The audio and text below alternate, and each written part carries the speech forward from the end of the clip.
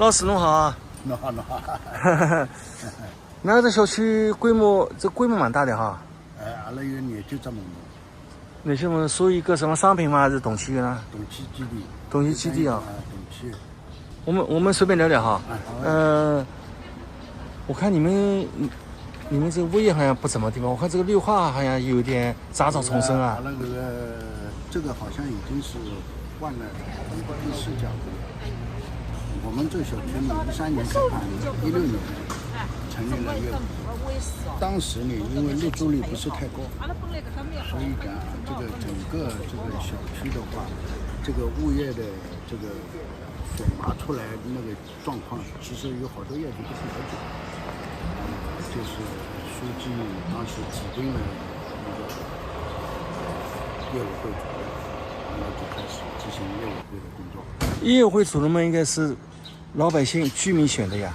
应该是这样的，但是当时因为什么呢？新建小区它不正规，而且作为浦江镇来讲，当时的这个好多小区都没有物业，所以他们也是一种初步的尝试，这种带着指定性质的，就把业委会就这么成立起来。那也是个临时的呀？应该是临时的，但是这个临时出来以后，就慢慢形成了这个惯例，好像就是这个业委会也就是存在下来了。因为小区是由业主说了算，不是你居委会说了算。这个法律规定就是这样的。但是我们小区呢，就是第一届业委会，其实在3年里面，他本身这个业委会主任他也不是太对这方面的管理是太在行的，也是在摸索当中。所以16年成立，一直到19年的第一届期间，基本上没有建立开账。那有防办呀，防办可以监督呀。问题就在这，防办按道理讲应该要监督、指导、赋能、培训，这个工作应该防办做。但是我们不清楚他们当时是到底怎么在对这个小区的业委会进行监督的这个情况。所以我们现在经过了10年的小区以后，业主入住率也基本上比较高了，所以业主对业委会有很多的就是不满意，所以就是从第2届19年到22年，这个第2届的这个主任，也就是第1届的主任连任的，所以呢，到22年又是在疫情期间，发生了好多事，大家对这个业委会主任不满意，最后呢，就是在防办的指导办的这个主持下，就是这个主任就辞职了，就是2届业委会就是这么个情况。但是呢，业委会包括在2届他履行职务的时候，有好多问题。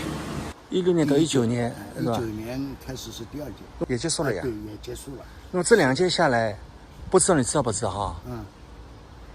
应该说通过审计，因为这里面你这个小区，规模不小哎。对。比如说啊，你的广告收入啊，是吧？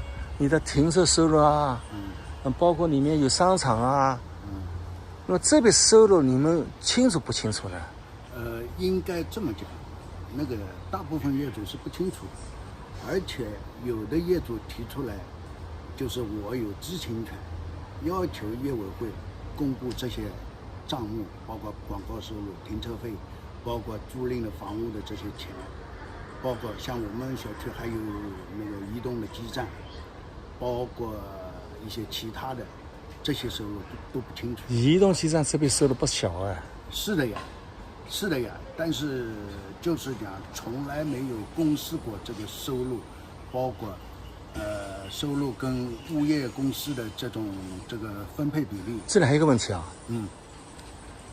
这些收入实际上在他履行之前，一定要经过业主大会通过，然后他是具体的履行者，他没有这个决定权，比如说我要引进一个，比如说超市，1年多少收入，比如说你的电梯广告1年多少收入，这个是因为公布在先，对，然后是通过业主大会或者业主代表征询了以后，是吧？3分3通过了，那么才可以执行。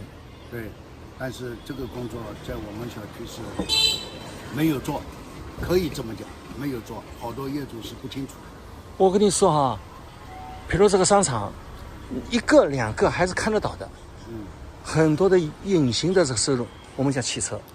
对，汽车当然了，这个我也可以提及部分。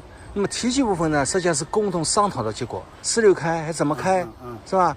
那么这个对我来龙去脉账目应该要有呀。我1年总收入是多少？物业公司签的这合同，啊，这些应该是都要公布的。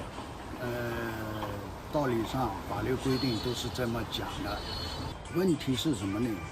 它有好多不规范，但是对大部分业主来讲还是比较冷漠的，就是讲因为是连任嘛，还是这一个主任，所以讲就这么过来了。但是从过来了嘛，这笔账也要搞清楚。对呀，问题就是我接着讲的就是从第三届因为换了个书记来。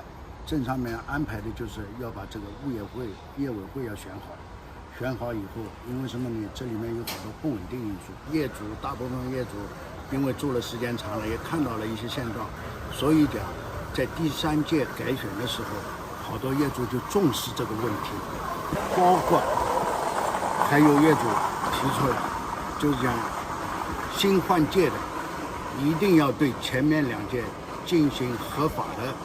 就是讲审计，要把账目要让所有的业主要有个知情权，这样才能在这个小区做好这个业委会的工作。我们29个门洞电梯广告，就是每一个门洞里面电梯广告都是3个到4个以上，所以这笔收入也是很可观的。更可观的是汽车啊，对。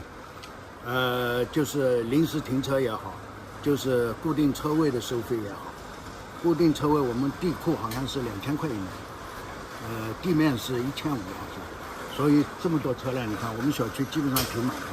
我说啊，从物业公司他从事管理工作的，那么也要是成本下去的，适当的提成这是应该的，但是一定要使业主要清清楚楚、明明白白，这个费用到哪里去了？